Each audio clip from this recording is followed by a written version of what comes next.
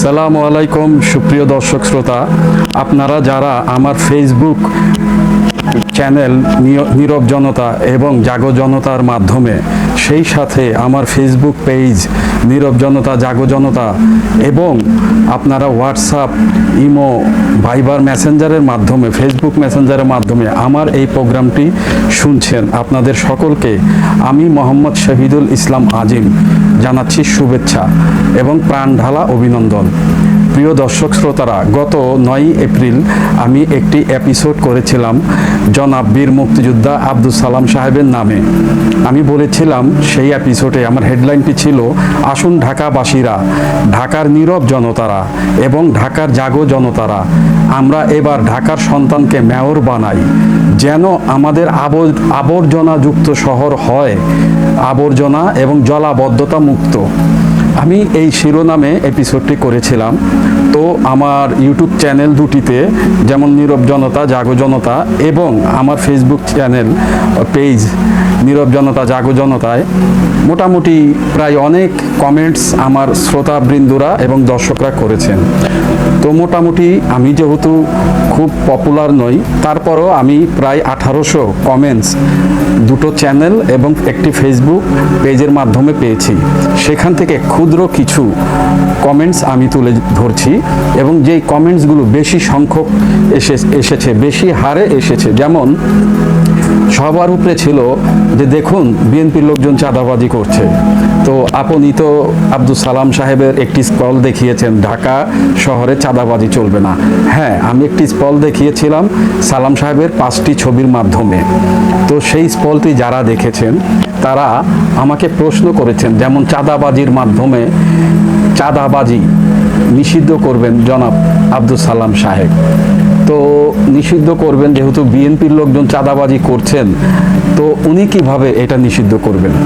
Actually দেখেন, আমরা প্রতিটি সেক্টর প্রতিটি লোকের আন্ডারে, যেমন এমপির আন্ডারে তার এলাকা, কমিশনার আন্ডারে তার ওয়ার্ড, ঢাকা সিটির গভর্নরের আন্ডারে, মেয়রের আন্ডারে তার সেই ঢাকা শহরটা। আপনারা কি ইতিমধ্যে কিছুটা চাঁদাবাজি কমেছে সেটা কি খেয়াল করেছেন? হয়তোবা খেয়াল করেছেন। এবং সেই সাথে যেমন অবৈধ মার্কেট, ফুটপাত দখল, সেগুলো কিন্তু কিছুটা কমেছে, হয়তো আশা অনুরূপ কমেনি। দেখেন, একেবারে রাতারাতি কোনো জিনিস কমানো সম্ভব নয়, যেহেতু দীর্ঘদিন জমে থাকা আবর্জনা পরিষ্কার করতেও সময় লাগে।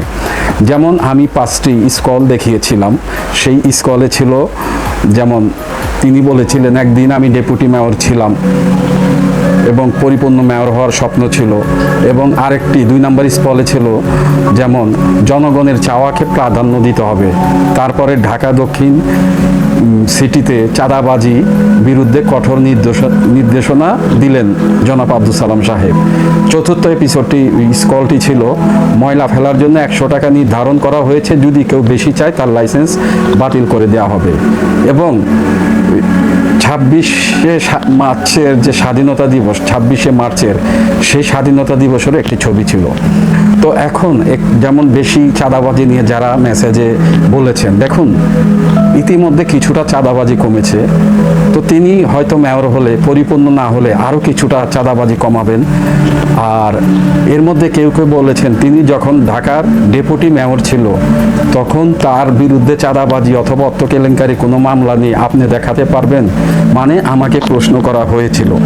একটি কথা কি জনাব শ্রোতা, আপনার নাম হচ্ছে কায়েস আহমেদ, সেই সাথে আরও অনেকে আছেন, যেমন মুজিবুর রহমান আছেন, শ্যামলী ইসলাম আপা আছেন, আপা এবং ভাইয়ারা, আপনারাই তৎকালীন সময়টা দেখুন। প্রধান মেয়রের বিরুদ্ধে যতটুকু যাই ছিল, আমি কারো সমালোচনায় যাব না, ডেপুটি মেয়রের বিরুদ্ধে কতটুকু সমালোচনা ছিল, এবং তিনি যে বাংলাদেশ ঔষধ কেমিক্যাল ইসের যে আইসিসি চেয়ারম্যান ছিলেন, তো সেটারও তিনি কোনো দুর্নীতি করেছে কিনা এগুলি আপনারা দেখতে পারবেন। আপনারা এখন যেহেতু ইন্টারনেটের যুগ, আপনারা অনেক কিছু আছে যেগুলি সার্চ দিলে পাবেন। তারপরে ময়লার যে 100 টাকা নির্ধারিত, সেটা অবশ্যই অনেক জায়গায় হয়েছে, হয়তো কিছু জায়গা বাকি আছে।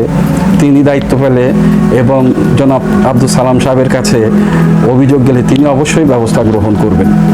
আর আরেকটা জিনিস, মানে খুব বেশি আমাকে আপনারা প্রশ্ন করেছেন যে আপনি কি সালাম সাহেবের কাছ থেকে কোনো অর্থকরী টাকা খেয়েছেন। দেখুন, আমি যখন সাবেক, মানে আমি আন্তরিকভাবে দুঃখিত, আমি যখন যাদেরকে দেখে ইউটিউবিং শিখেছি, আমি তাদের আলোচনা সমালোচনা যাই কিছু শিখেছি তাদের থেকে।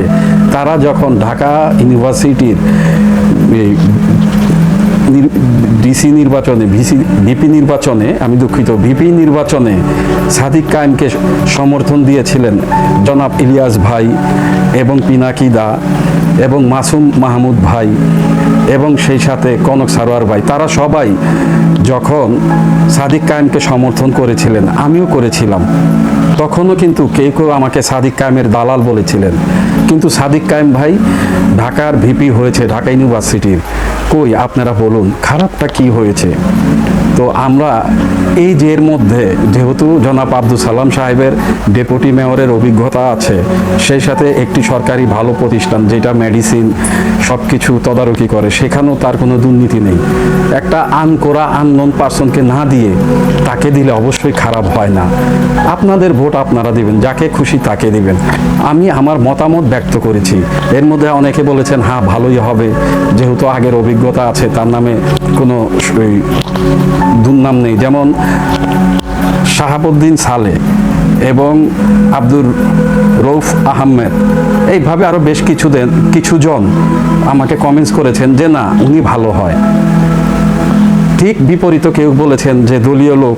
অ্যাকচুয়ালি কি বাংলাদেশটা এমন হয়েছে, দলীয় লোক দ্বারা যতটুকু কাজ হয়, আমি তাই বলে জামাত, এনসিপি কাউকে খাটো করে দেখছি না। সবাই যোগ্য, সবাই করতে পারবেন। তবে বাংলাদেশের ট্রেডিশন অনুযায়ী যারা দলীয় লোক তারাই কিন্তু পদমর্যাদায় গেলে অবশ্যই সঠিক কাজটি করতে পারেন। তো আমার অনুরোধ রইল, আপনারা যারা বদনাম অথবা আমাকে এই হেয়পূর্ণ করে কথা বলেছেন, আপনাদের প্রতি আমার কোনো রাগ নেই। আপনারা আমার দর্শক, সেই সাথে আমার নিয়মিত দর্শকরাও যারা আছেন, কারো প্রতি আমার কোনো অভিযোগ নেই। আপনারা যাচাই বাছাই করে যদি দেখেন জনাব আব্দুল সালাম সাহেব যোগ্য, তাহলে তাকে মেয়র নির্বাচনে আপনার মানে মূল্যবান ভোটটি দান করবেন অথবা দিবেন, এটাই আমার কথা ছিল। আর আমি কতটুকু টাকা খাই না খাই, যেহেতু গত 4 বছর ধরে ইউটিউবিং করছি, কেউ কেউ আমার নিয়মিত দর্শক শ্রোতা আছেন, আমি কখনো সমালোচনা করতে কাউকে বাদ দিইনি। তো আব্দুল সালাম সাহেবকে আমি যতটুকু কাছে থেকে দেখেছি, একজন বীর মুক্তিযোদ্ধা, এবং আমার মামার মাধ্যমে তাকেও আমি আমার মামার দৃষ্টিতে দেখেছি। আমি কোনো কলঙ্ক আমি পাইনি।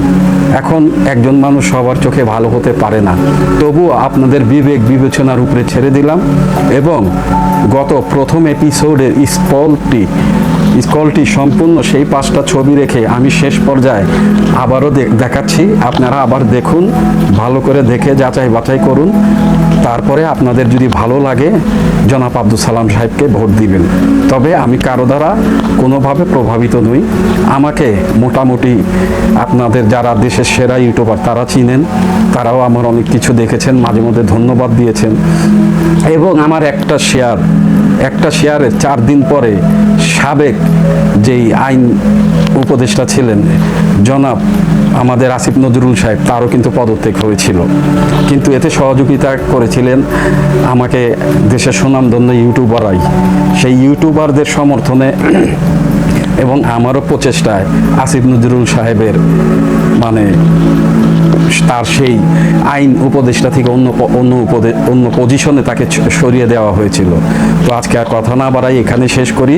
সর্বশেষে একটা অনুরোধ, আপনারা আমার এপিসোডটি সম্পূর্ণ টেনে দেখবেন।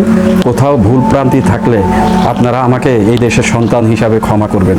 আল্লাহ হাফেজ।